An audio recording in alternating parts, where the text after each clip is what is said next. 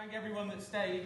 Even my dad bailed out on me early on today. So I appreciate all of you staying. I know it's always tricky being the last speaker on the last day. Not good?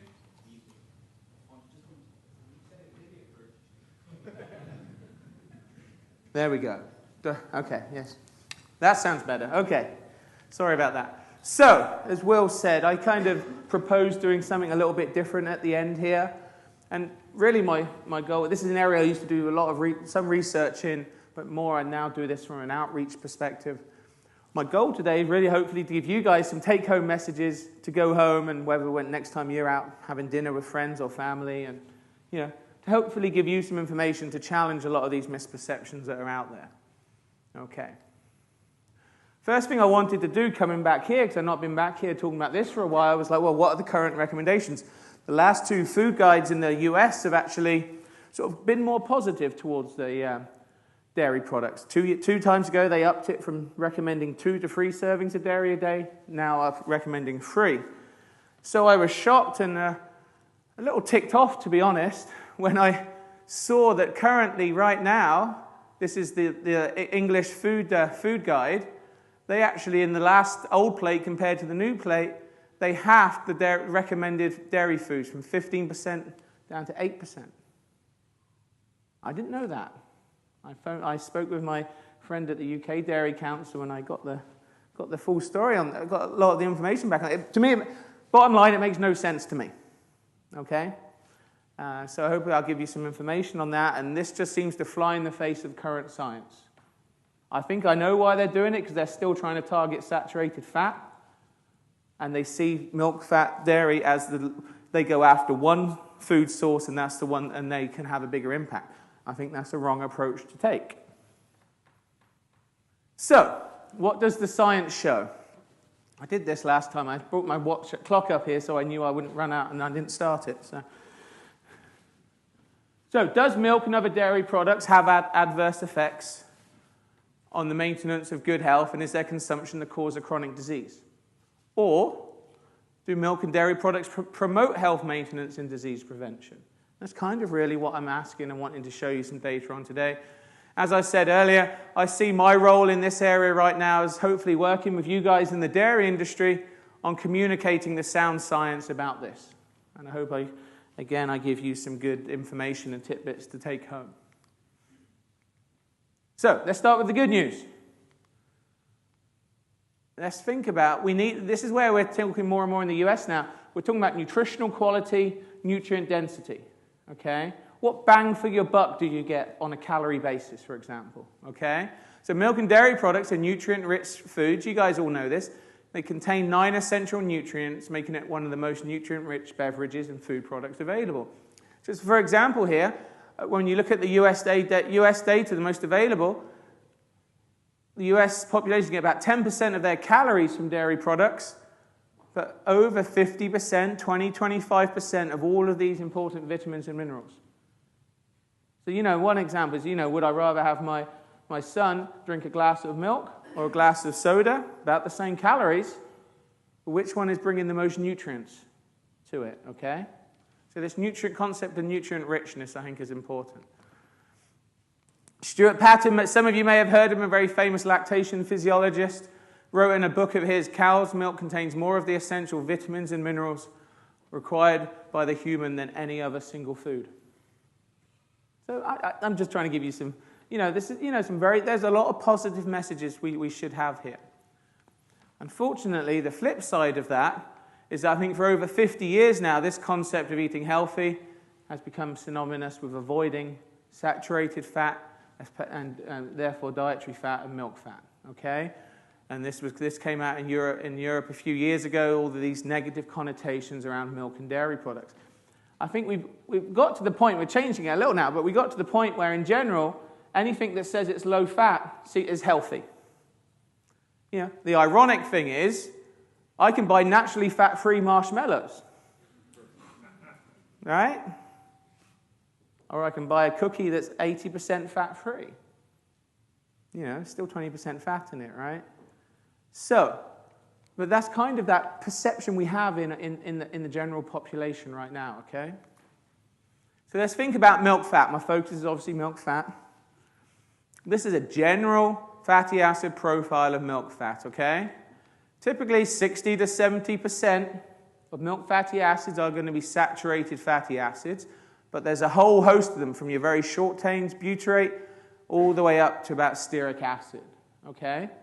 Often people forget the second most common fatty acid in milk is oleic acid. Oleic acid is olive oil. What do we think about olive oil, right? So let's not forget the second most common fatty acid is oleic acid in milk fat. And I said that comment earlier. I think the Food Standards Agency are going after dairy here because they're going after saturated fat. But when we look at the US data, I'm guessing it's not going to be much different here. Dairy is not the major source of saturated fat in the human diet. Non-animals, the vegetable sources are, so a lot of different palm oil and a lot of different things like that are probably contributing to this. So about 30% of saturated fats in the US population are coming from dairy, as you would imagine, mostly coming from cheese, and then some of the lower fat dairy products. So it's not the only source. So I think it's a bad approach to try and target dairy, and you'll see as we go through, as a way of eliminating saturated fat from the diet or reducing it. This is where it all started. Ansel Keys. Any of you heard of him? So a few of you will have heard of him. So he's a very famous physiologist from the University of Minnesota. First became known, he did a lot of work on conscientious objectors in World War II, looking at starvation. And then he went on and did some more of this work. He developed in the late 1950s that proved that saturated fats caused heart disease and that saturated fats raise cholesterol. And we often hear of the lipids theory or the diet heart theory for heart disease. And I think this is basically what has led to the widespread fear of saturated fats, I think, internationally now. And to most people today, I think is that marshmallow kind of semi-joke I showed earlier on. To doctors, nutritionists, dietitians, lay people, and alike, saturated fats are bad. Okay? But let's look at where this data originally came from, okay? The very famous study he did and published was the 6-country study, okay? What he did, he took data from 6 countries and plotted out the percent of calories from fat versus death rate, okay?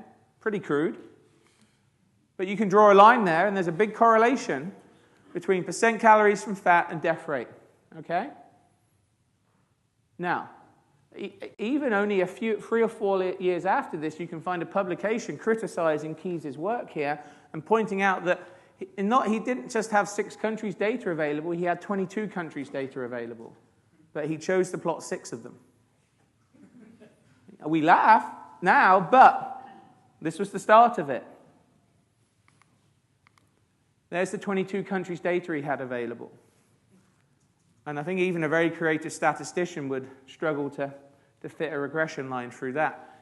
Interestingly, the study a few years after this also plotted out intake from protein for those same 6 countries, and he would have got a very similar relationship.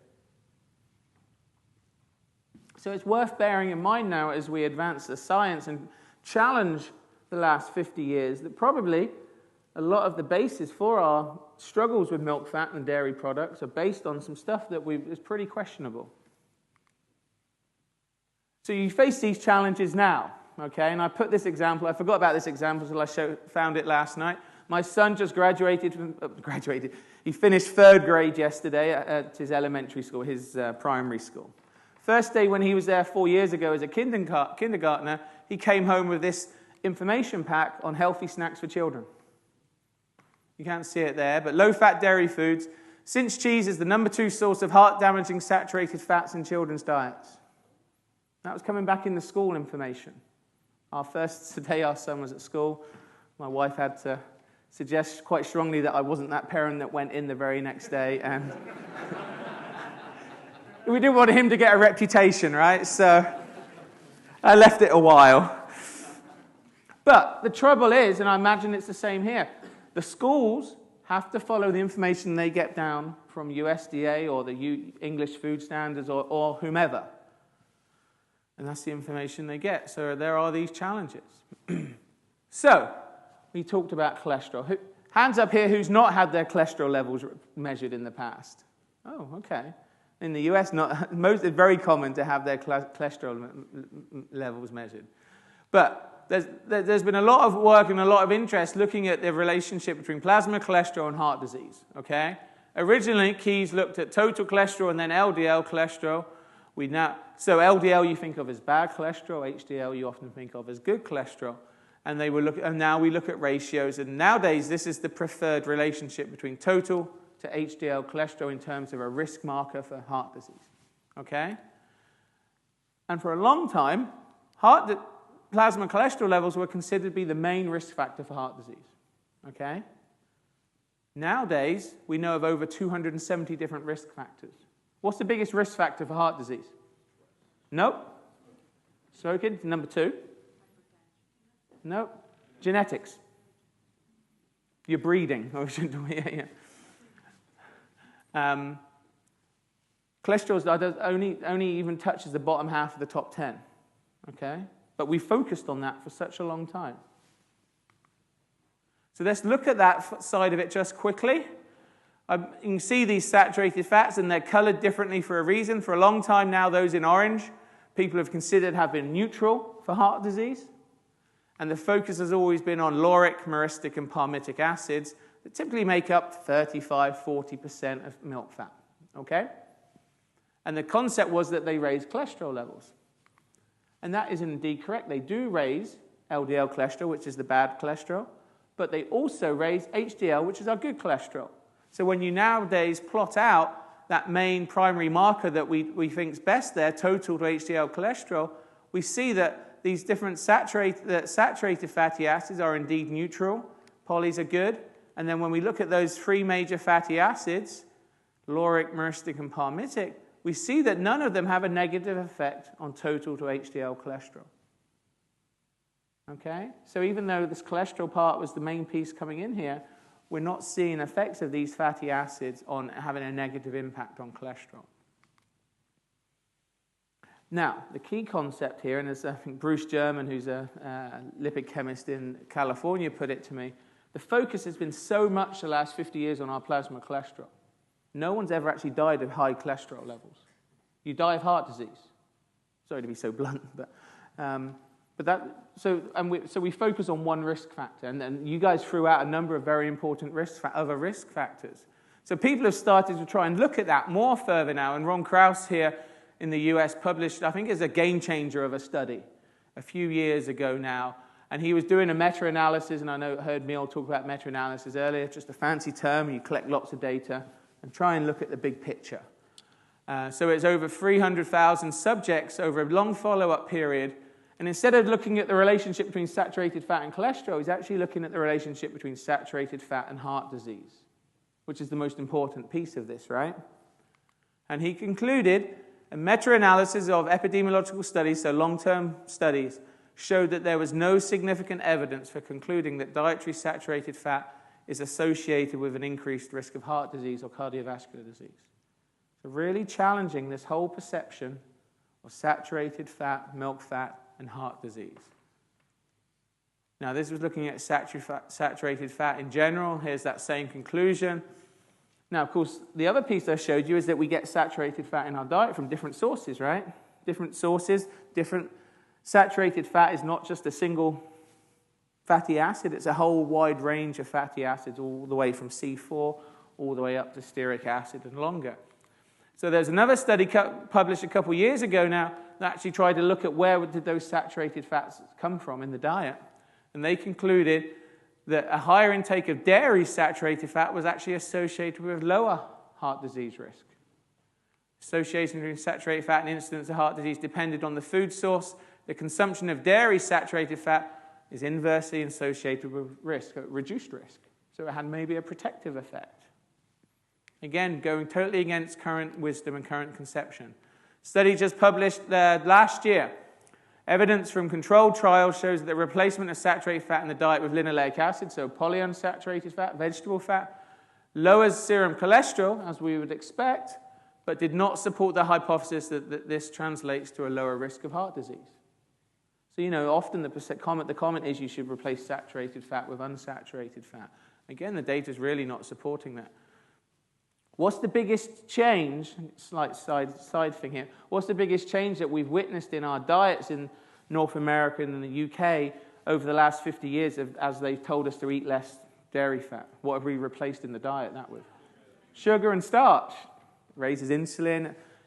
We haven't really thought about that, but that's probably had a much more negative effect on our diets than if we'd kept, dairy fat in the diet. All of these very processed carbohydrates. And I think due to this focus and our focus on this rise in blood cholesterol with milk, yes, consuming milk fat will raise cholesterol levels somewhat, but it raises the good and the bad. Because we've focused on that, we've never had a good debate on this balance of evaluating risks and benefits. So, Time had this in the 60s. A couple of years ago, Time came out with this magazine, with this headline cover, as they're starting to see more and more of this data now. And, in Wall Street Journal, it's time to put the saturated fat hypothesis to bed and move on to test other possible culprits for our nation's health woes. Don't blame fat for decades. It's been the most vilified nutrient in the American diet, and I'd say in the UK diet as well. And there's been some popular press on this as well. This book by Nina Teicholz, I don't know if has anyone here read this book? A few people, yeah. It's been very popular in the US, and she's done a lot of good articles around this book, and has been a big proponent of higher fat diets, higher saturated fat diets. So, this is my view on it. People get frustrated that we've not changed minds. But the way I see this, we're about 4 or 5 generations in the making on this negativity around milk fat. So it's going to take a couple generations, I think, for us to keep talking about it. But we have to keep talking about it. If we don't talk about it, we're not going to change opinion, I don't think. So I think that we are making progress. It may be slow right now, but slow progress is still progress, right? Just keep talking about this. We have to keep, and of course the people, the general population, it's the dietitians and the doctors that are relying on information that they learned, maybe 20 years ago in different things. Now, of course, we don't just consume fatty acids, right? We consume these different nutrients in foods as a whole food package, okay? So there's some interesting data been coming out on that lately as well. Frank Hugh from Harvard said a few years ago now, no biochemical measurement can represent the effect of various nutrients. We have to look at the whole food as well. And this is exciting, and this is what makes me really cross when I see the UK cut half down the dairy thing. There's been 2 key studies the last few years that have come out, meta-analysis, and they've come out of the University of Cardiff. Okay? From Elwood's group, Ian Givens at University of Reading have been involved in these. First one here, I think that's cut off a bit, sorry. The consumption of milk and dairy foods in the incidence of vascular diseases and diabetes. Anything left of the line here is a significant beneficial effect of increased consumption of dairy on those diseases. Okay? Their conclusion, there appears to be an enormous mismatch between the evidence from long-term studies and a perception of harm from the consumption of dairy. They are all beneficial effects apart from one there that was neutral for stroke there. We're doing great on time. Again, this is all UK-based data, okay? These lines here simply show the number of deaths from these different diseases to try and put some of these in perspective. Following another study they had was focused on heart disease, diabetes, and cancer in this study, okay? Again, you can clearly see heart disease and stroke are the major 2 causes of death here in England and Wales. Their conclusion, and I love the wording in this conclusion, okay? Set against the proportion of total deaths attributable to the life-threatening diseases in the UK. The results of this meta-analysis, remember, a meta-analysis is just a big collection of all the data available. They provide evidence of an overall survival advantage from the consumption of milk and dairy foods. Survival advantage. That's kind of a good way of putting it, right? That'd be a good way for any reporters here to maybe to comment on that. Not that I'm looking at the back table there. So, did you get that survival advantage? Okay. All right. Now, been 2 other studies just come out recently. In 2 large prospective studies, circulating biomarkers of dairy fat. because dairy fat is so unique that we get so many slides sidetracking it. I tell people and tell my students, milk fat is probably the most diverse lipid matrix you'll find anywhere in nature. We can easily and routinely identify over 100 fatty acids in milk, from your short chains to the long chains, odd chain, branch chain, because you're getting some of the bacterial lipid. When we think about microbial protein, which you think about for diet formulations, every time you get microbial protein, you're getting microbial lipid as well. And these all can ultimately end up in milk fat. So researchers can use specific fatty acids that are almost entirely only found in milk fat as a marker and as a proxy for intake of dairy products by looking at the level of those in human blood. It's pretty cool. So often you're looking at 15 carbon and 17 carbon fatty acids, which are odd-chain fatty acids, which are very unique to dairy and ruminant products. So they used these circulating biomarkers of dairy and showed that the circulating biomarkers of dairy were not significantly associated with stroke. Okay? Now, both of these studies came, even the better thing about these studies is they both came out of the University of Harvard, or Harvard University, which for a long time, some of you may have heard of Walter Willett, who's been a long-term antagonist and negative person against dairy products and all animal products. He's a vegan-only kind of advocate. But these studies actually have him on it there as an author. Mozavarian is the lead on a lot of these recent papers. So they published this recent one, and I've been focused mostly so far now on heart disease and stroke, right? In these two studies, higher plasma dairy fatty acid concentrations were associated with lower incidence of diabetes. So we're not just talking now about the heart disease story here, maybe talking more about diabetes and the whole issue around the metabolic syndrome as well. So, there's all this data back in the 60s, which I think people are still looking at and focusing on in the plasma cholesterol. But we're seeing more and more data coming out now showing a supporting role of not just milk fat, but dairy foods in major diseases of the human population: heart disease, some cancers, stroke, diabetes. I'm sorry if I get quite excited about this. So that's really my main focus on that, and I'll close with that as well. I thought it might be interesting or maybe a little controversial to hit on some hot topics in the dairy industry right now. And I've chose these from myself, and they're pretty hot topics in the US, so I'm guessing they might be quite hot here. I'm just going to touch on these: low-fat dairy foods, flavored milk, so chocolate milk, effects of different production practices, modifying milk fat, and then non-dairy milk beverages, okay? I've tried to refrain using the comment I used opening up on yesterday about them. So what about low-fat milk? I think, most of the time skimmed, semi-skimmed seems to be the most popular now probably. In the US, you can get skimmed, 1, 2, and whole milk. So there are a number of studies that report disease rates in subjects who consume natural dairy foods and those who consume low-fat dairy.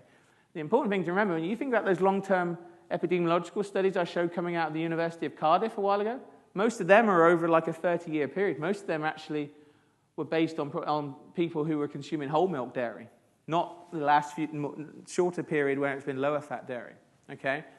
But when you try and compare some of these low-fat versus whole milk, the data is hopelessly confounded because other health-related behaviors may be for those that choose to drink low-fat dairy.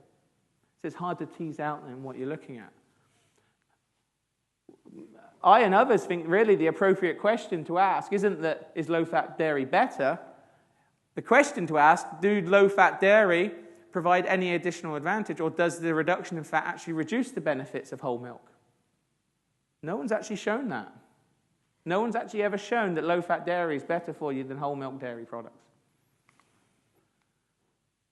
Last year, this is published now, it's published this year, and I haven't updated that, sorry. A high daily intake of regular fat cheese for 12 weeks did not alter LDL cholesterol, the bad cholesterol, or metabolic syndrome risk factors differently than an equal intake of reduced fat cheese or an isocaloric amount of carbohydrate-rich foods.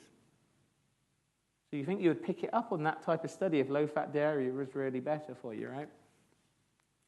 This came out a few years ago. The results of our meta-analysis do not allow for an unequivocal recommendation of either low-fat or high-fat diets in general in the primary prevention of cardiovascular disease. So I think we're doing a disservice to the industry by continually suggesting that we should be, even the US food guidelines say no fat, low fat. Okay? Here it's all low fat as well. So we're seeing a lot of more interesting articles. WhoDoes is, the dairy magazine in the US. Full-fat dairy's new health claim after more than 5 decades of dirt being slung the direction of whole milk, butter, cheese, and full-fat yogurt. Yogurt, sorry. Yeah, I've been there too long. All right, I know. Yogurt, thank you. Recent research and nutritional advice have been swaying the direction of full-fat dairy. So we're turning the tide on this. Actually, again, it came out in Time magazine last year. And this is from that author, he's the dean of research now at Tufts, University of Tufts. He's not at Harvard anymore. He's been a big mover and a shaker in this dietary evaluation and health. I think these findings, together with those from other studies, do call for a change in the policy of recommending only low-fat dairy products. There is no evidence that people who eat low-fat dairy do better than people who eat whole-fat dairy. Pretty good messaging. Good messaging. Okay. Is chocolate milk an issue here in schools? I guess there isn't really school milk programs for a long time now, right? This has been a big issue in the US because for a few years ago now, they made you pull chocolate milk out of schools, okay, because of the sugar content in it, because it's got a slight added sugar to it, right? But it's important to remember that you get the same nutrients in a flavored milk as you do in a regular milk. And the challenge has been that actually consumption in schools in the US of milk has gone down when they remove chocolate milk from schools. The other big issue has always been, the milk often came quite warm in those little cardboard boxes, and the packaging of it. And, that's been a big issue with that. But children who drink milk and flavored milk typically have better, there's data to support this, have better overall diets than those who regularly drink sodas and sweetened fruit drinks. Would you rather get the sugar in your child from a chocolate milk or from a can of Coca-Cola or Pepsi? Or any soda, I should say, sorry. Flavored milks can be a good way to increase milk consumption and make diets more nutritious. The most exciting area for chocolate milk right now is as a sports recovery drink. There's lots of research on now about chocolate milk as an alternative to Gatorade, any of those other sports recovery drinks. And actually, a lot of sports teams now are understanding that and getting sponsorship in that. And our dairy checkoff program, so the equivalent to Dairy Co. or ADHB that it's called now, they're sponsoring a lot of school sports teams, high school sports teams now with chocolate milk. The concept being if you can get these children, consuming it at those ages, you can do that. And this is just a poster in the high school where my son will ultimately go to about their sports teams and chocolate milk. Do we see any of that here right now? I think this is a great opportunity for where some of that dairy checkoff can go in helping to support the local sports teams in the schools or else. Our Michigan State football team, there's chocolate milk branding all the way around that football stadium right now. And there's chocolate milk in their sports training facilities. But the data is showing that milks like this, chocolate milks like this, are actually better for helping regain electrolytes and supplying high-quality protein post-workout than some of these proper ones. Okay, this one may be a bit controversial. Fatty acid profile of milk from different production practices. This is a Telegraph article a few years ago now. Organic milk. It looks good, it tastes good, and by golly, they've proved it does you good. And they played up the richer source of omega-3 fatty acids, and the organic milk is healthier. This is the fatty acid profile differences between them. Will, you need to come closer to see the difference. It was significant. But we have to put these things in perspective, okay? typically when you look at these different production practices, you can play up a big difference here, and I'm going to cover that in the next couple slides. But the actual difference in some other fatty acids, for example, oleic acid, was tenfold greater difference than it was in some of these omega-3 fatty acids in conventional versus organic milk. Okay? And let's not kid ourselves. The differences, the small differences that you see here has got nothing to do with organic production. What do cows on organic production typically have access more to? Pasture, yes. It's the pasture effect. It's not organic effect. Okay? And finally, we actually saw a paper come out a couple weeks ago. Pasture feed in conventional cows removes differences between organic and conventionally produced milk. Okay? So I know of no studies that have shown that you get significant differences in the nutritional quality of milks from different production practices. Okay? They all contain those essential vitamins and minerals and the high-quality protein across all of those different ones. You know, and the different dietetic associations, USDA, have supported this. You know, and I would say all milk contains the same combinations of nutrients that make dairy foods an important part of a healthy diet. So I think frankly, it's dishonest to try and say that a milk produced from this production practice is healthier for the consumer than a milk produced from this other practice. Now, one I hear a lot about, I don't know if it's so common here right now, is someone talking about we have an omega-3 enriched milk. Okay, I see Sean nodding his head. Okay, and they kind of made that, they alluded to that on that previous paper. But let's just look at the data that's out there. This is a review from 2013, actually looking at the concentrations. These are all omega-3 enriched, all omega-3 fatty acids. Here's linolenic, EPA, DHA. Okay. Average concentration. This is grams per 100 grams of milk fatty acids. Okay? So let's say there's 4% fat in milk. Okay? And then 0.05% of that 4%. Okay? And here's the range in the numbers of studies. Okay? So, in the US, a researcher from somewhere I won't say where from, but it was way west of us, came out with an article, said that flaxseed, so linseed, fed cows produce omega-3 rich milk. Okay? In this room, not remember. So, I think I can say this. 100% or a 200% increase in not much is still not much. Right? I mean, they put it is what it is. You know, so selling dairy products as being a good source of omega-3, I think, is misleading. While a percent increase may appear large, actual differences are minimal. And remember, you know, you do that, but you probably increase trans fatty acids way more, or you decrease oleic acid much more on an actual basis. So I think it's very misleading. Okay? Most of the time, you're increasing linolenic acid, which many human nutritionists would argue is not the one that you want to be trying to increase in the human diet. It's the longer chains, EPA and DHA. So, dairy is providing less than 1% of our daily requirements of EPA and DHA.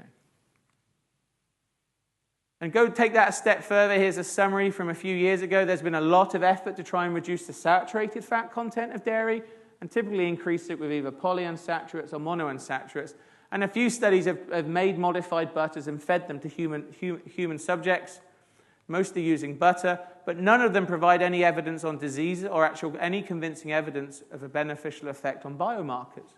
And you can see that based on these ratios here, they're not really going anywhere.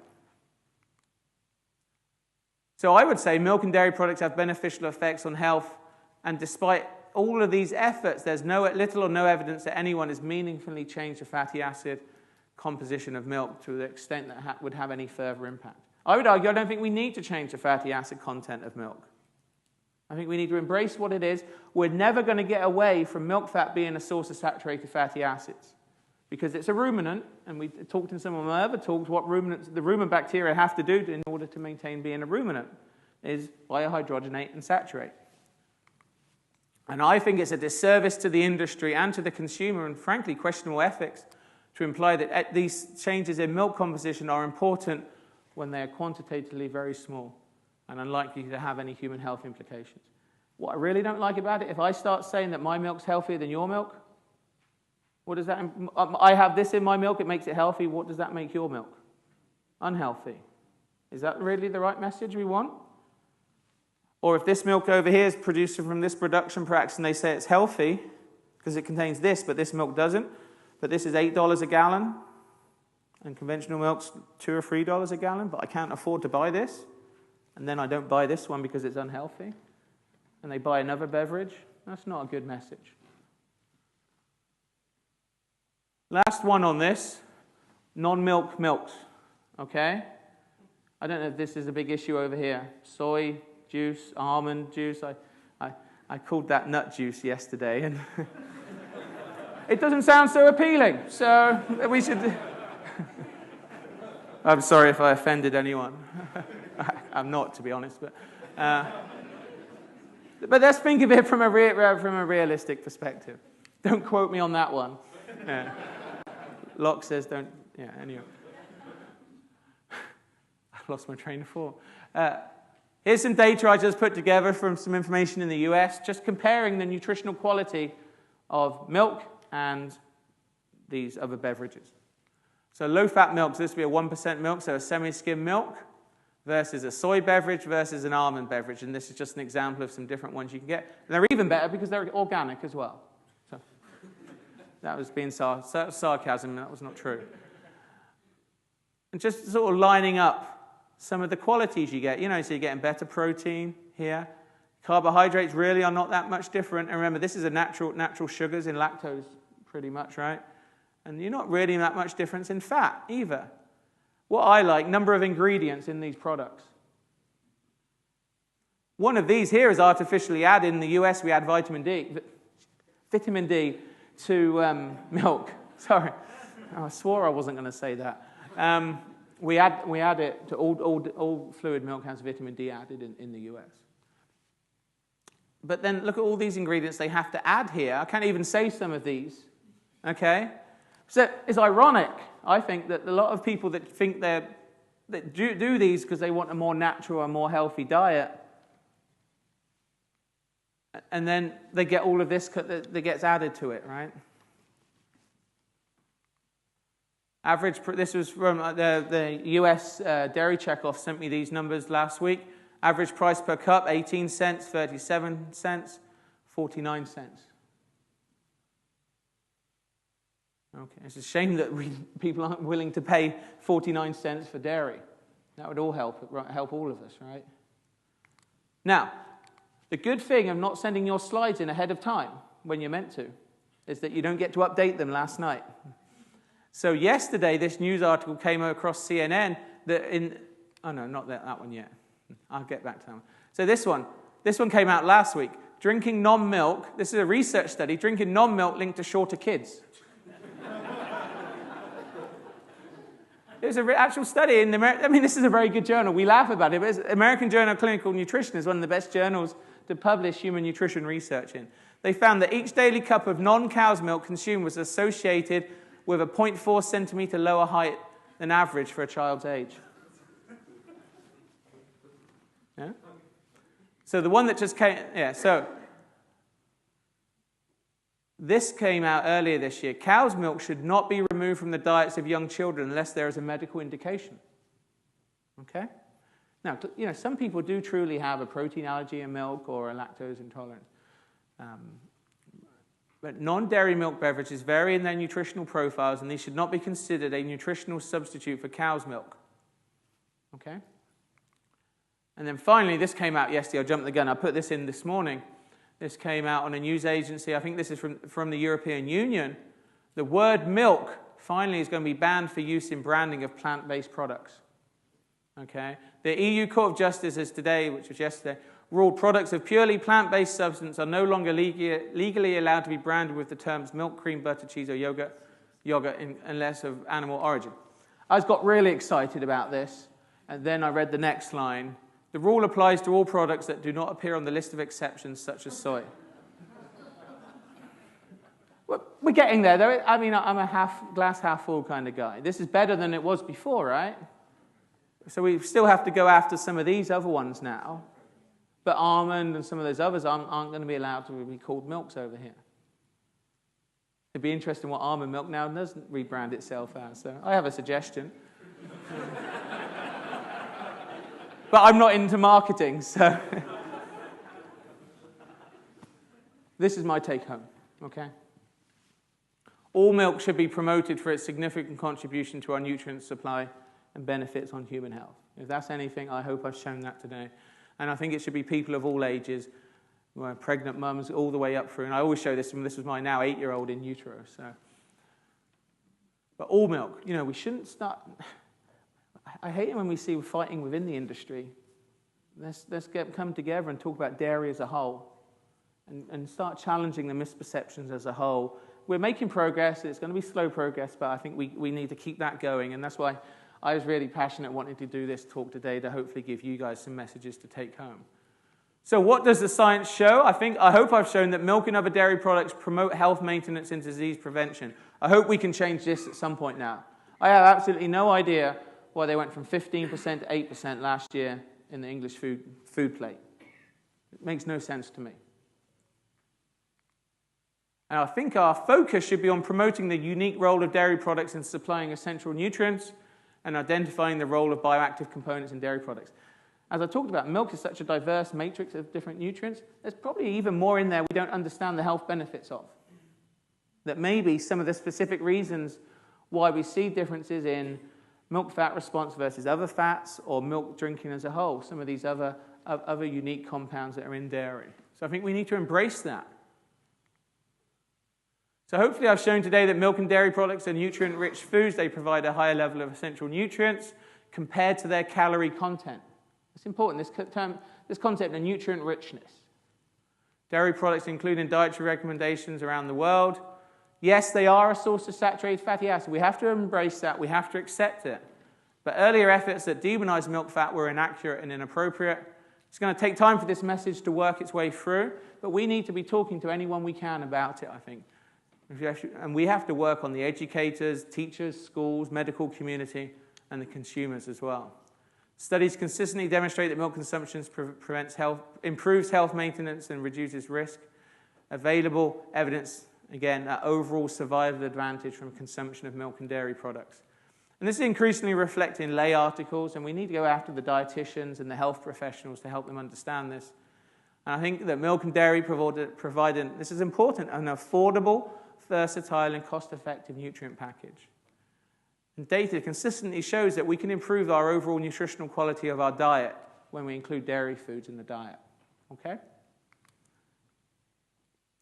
Animal source foods, and especially dairy products, including milk fat, are going to play an important role in meeting this challenge in the future of meeting global food supply requirements. I think there's a task ahead of us, and I think we need to get this right. If anyone's interested, I have a dairy nutrition Facebook page which I mostly post with human nutrition stuff. So that one that yesterday I think has already got like 1,000 likes on it, on the article about getting rid of the term milk in non-dairy beverages. And with that, the US has just released the US Dairy Check have just released this new "Undeniably Dairy" tagline. And so this was my two boys on June the 1st, which is World Milk Day. They wanted everyone to use these glasses and do that. He doesn't normally wear a Star Wars bow tie, but he was graduating from preschool that day. So we don't normally dress up like that every day. But again, there's my Facebook page, and then there's my email address there. But I hope this has been interesting, and I hope it's been informative, and I hope it gives you some messages that you can take home and continue to talk about some of this. Back to you, Will. Thank you very much. Oh, look at that. Oh, what's going on? I'm sure everybody's fairly keen to head off, but are there any quick questions for Adam before you all go? Up there. Just shout it out, I'll repeat it. Up there. Any views on raw milk and unhomogenized milk? Any views on raw milk and unhomogenized milk? So I should open up. I grew up on both of them. So I grew up on our dairy farm in North Devon, right? Would I right now, give my children raw milk? No, I would not. Because they aren't growing up on that farm. okay? And this is a big controversial topic in the US about raw milk right now, okay? Pasteurization has saved probably more lives than most technologies you could think of in the last 150, 200 years. Is there any scientific proof or evidence that consuming raw milk is better for someone than consuming pasteurized milk? Absolutely no evidence to support that, okay? So I appreciate many of you here probably consume your own raw milk. But I think as something for the entire dairy industry to go out, I think that would be a very bad idea to do. You know, because it's a food safety. It's a food safety issue. It's not a health. It's not a nutritional quality issue. So I don't think promoting raw milk as a whole is a good thing to do. Homogenized versus unhomogenized. Again, there's no data to show that non-homogenized milk is better for anyone. There's no scientific data to support that. No nutritional differences. So if someone would rather have non-homogenized and get the cream top at the beginning of the jug, I don't have any problems with that. But the raw milk one, I would have problems as an entire thing going out there because there's no science to support it. Is that okay? Yeah, just we are selling raw milk. Uh-huh. And we do have people come and buy it. Mm-hmm. That can't drink conventional milk because of allergies, but they can drink unhomogenized raw milk. Yeah. Some Well, say they haven't got an allergy in the first place. yeah. So, I mean, please don't take this as negative from me, but you know, there's lots of anecdotal data. I gave evidence when I was in Vermont to the Senate there in Vermont, and there was a holistic doctor that gave evidence before me, and he said he would prescribe raw milk to anyone before any medical medicines, and he started drinking raw milk, and his arthritis went away, and his hair got less grey. How do I compete against that? So, I don't mean to be flippant about it, but that's anecdote. As a scientist, I cannot find any scientific data that would support the consumption of raw milk over pasteurized milk. Okay? I interrupted that lady back there. I'm going to go there first. I just wondered what your take on dairy products and plastic is. And when I was at university about 15, 20 years ago, I was taught that the pesticides and chemicals are a real problem coming into dairy, but obviously all dairy products are plastic. I've not seen it. The question is there a concern about having dairy products in plastic? I've never seen any data that would say that that's a negative concern. In fact, one of the biggest boosts for children's milk consumption that I know of in the US in the last few years is getting away from those cardboard Tetra Paks and going to plastic screw-top bottles. They were the worst thing for a kid to have to drink from, and those little Tetra Paks where you squeeze them open and push them open. So when McDonald's and the schools went to little screw-top dairy bottles, it exploded the people that wanted hot milk and chocolate milk. You know, in McDonald's Happy Meals in the US now, they come routinely with milk unless you ask for some drink different. McDonald's last year, they moved away from partially hydrogenated oils in all of their baked goods and went to butter. Yeah. Another question. Oh, the lady behind you. Sorry. Right, sorry, we'll just do these two questions, then we'll call Okay, it there. sorry. You add vitamin D to your milk. If it was whole milk, would you still need to add Essentially, maybe not so much, but there isn't much whole milk drunk nowadays, unfortunately. It's the same pattern over there. Actually, whole milk's starting to come back up again now, but the levels we add are much higher than that. You'd be amazed. I mean, I've had my vitamin D level analyzed. But a lot of people in the US, especially in the northern US, are very low in vitamin D, and that was a long, long time ago why they used that as a way of getting more vitamin D into our diets. Question? It wasn't really a question, it was a comment, probably a positive. Oh, we were having a question. And so, yeah. A positive comment to anything. We were at a chicken conference the other week, and they were talking about vegetarian chicken milk. It's the same as the non-milk milk, and as you say, the milk juice or whatever. I mean, that's a great compliment to us, because when they were doing the vegetarian chicken milk, they wanted the word chicken in there. I was amazed that they were allowed to do that, and they were challenging that legally. And the same way here now, we've got a non-milk milk, which doesn't contain milk. I mean, it's a positive thing. Yeah. Milk has got a good connotation. Why would they use the word milk? Yeah. We have a challenge right now at Michigan State, actually, that there's a drink right now called Muscle Milk that's just on the shelf with Gatorade and these other places, not chilled, called Muscle Milk. It contains like 1% whey protein in it. It's not a dairy beverage, but they market it as Muscle Milk right now. Great, thank you, Adam. Okay, thanks everyone. Yeah, can we just join Adam in thanking Adam again for an excellent presentation?